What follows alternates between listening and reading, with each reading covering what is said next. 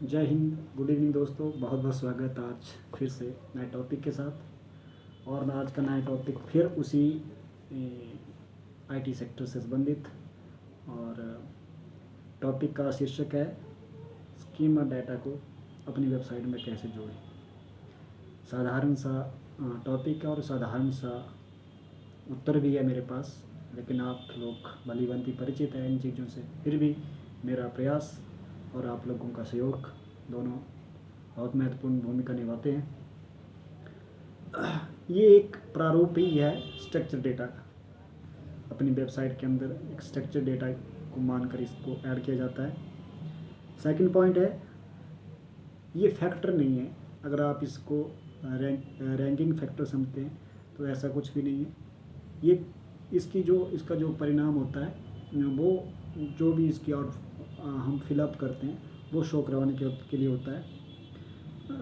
उदाहरण के तौर पर किसी प्रोडक्ट पेजेस में अगर हम स्कीमा डेटा को जोड़ते हैं तो उसका जो मेन बेसिक जो होता है वो हम कंटेंट के अकॉर्डिंग ही जोड़ सकते हैं। यानी कि उस कंटेंट में क्या क्या चीज़ें उपलब्ध हैं।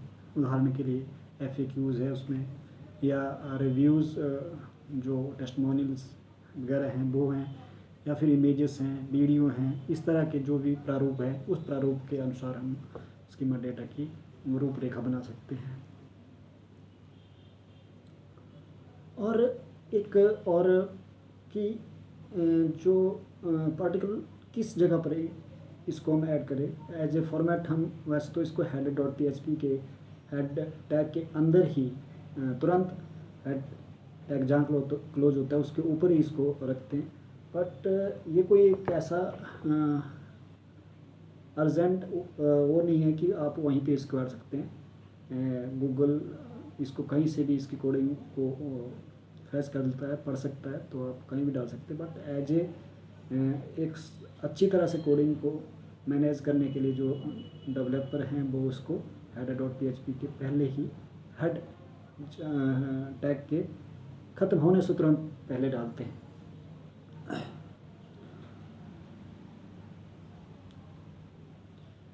अब जो वेबसाइट के फॉर्मेट है आज के टाइम में उसके अनुसार ही मोस्टली अलग अलग तरीक़ों से स्कीमा डेटा जोड़ा जाता है। और अगर वर्डप्रेस की वेबसाइट की बात ले तो फाइल एडिटर में जाकर आप इसको header.php के सेक्शन में, जैसा मैंने अभी हाल में ही बात की, हेड सेक्शन के तुरंत पहले जोड़ सकते हैं। लेकिन इसके लिए जो मोस्टली एक चीज़ ज़रूरी है वो है बैकअप रख लेना वेबसाइट का, क्योंकि कई बार छोटी सी मिस्टेक भी हमारे लिए नुकसानदायक होती है और बहुत पीछे हमें वो चीज़ फिर उसको इतनी जल्दी हम उपलब्ध नहीं कर सकते। तो इसलिए ज़रूरी है कि जितना पक्का काम हो तो बैकअप बहुत ज़रूरी है। अगर किसी स्पेशल पेज के अंदर आप इसको ऐड करना चाहते हैं, मान लीजिए आपका कोई ख़ास विशेष पेज है जिसके अंदर आप स्कीमा डेटा डालना चाहते हैं, तो वेबसाइट से निर्मित हुई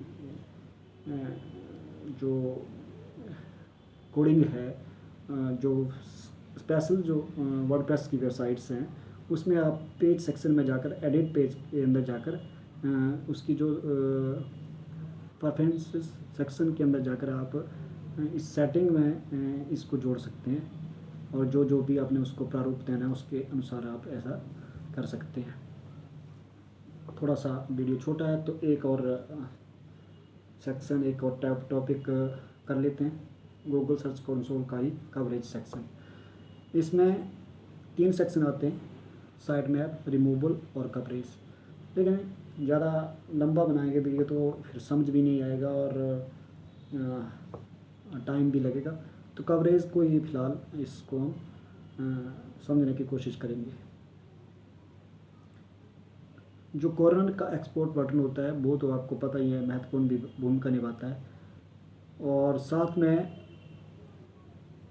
जो जैसे करंट अपडेटेड के लिए आपने जो प्रेस करना होता है वो लास्ट अपडेटेड वाला बटन ही प्रेस करना होता है। तुरंत जो लास्ट अपडेट हुई इन्फॉर्मेशन है उसको ही गूगल सर्च कंसोल के अंदर दिखाया जाएगा। तो एक बटन आता है प्राइमरी क्रॉलर इन्फॉर्मेशन। इस बेस पर आप देख सकते हैं कि कहाँ पे डिवाइस, किस डिवाइस पे ज़्यादा इफ़ेक्ट हुआ है, या डेस्कटॉप पे या एंड्रॉयड्स पे, फोन्स पे, लेकिन मोस्टली 70 से 80% के बीच में स्मार्टफोन्स के बेस से ही इसको दिखाया जाता है। और विद कलर से बने हुए 3-4 के जो डिब्बे होते हैं उसमें थोड़ा सा मैं हल्का सा कोशिश करूँगा। जो रेड टाइप का बॉक्स होता है उसका जो उसमें एरर बताए होते हैं। ऊपर वाला जो होता है वो पेजेस कितने एरर हैं, और नीचे वाला जो होता है वो उसके टाइप, मतलब किस टाइप के एरर है, इस तरह का रेड वाले सेक्शन में दिखाया होता है। येलो वाले सेक्शन में वार्निंग दिखाई होती है, और गूगल सर्च कंसोल की तरफ से वार्निंग की क्या क्या इश्यूज हैं। और तीसरा जो हमारा होता है ग्रीन पेज, उसमें वैलिड, मतलब जो ठीक है, सही है, जिनके साथ आपको कोई भी छेड़खानी करने की ज़रूरत नहीं, वैलिड पेजेस हैं, कोई नो इशू। और लास्ट वाला जो ग्रे होता है उसमें एक्सक्लूडिव पेज होते हैं, अर्थात गूगल की तरफ से कुछ ऐसा गूगल को लगता है कि इश्यूज है, या फिर जो आपने कर रखे हैं खुद, वो उस पूरे के पूरे उस सेक्शन में आते हैं। धन्यवाद।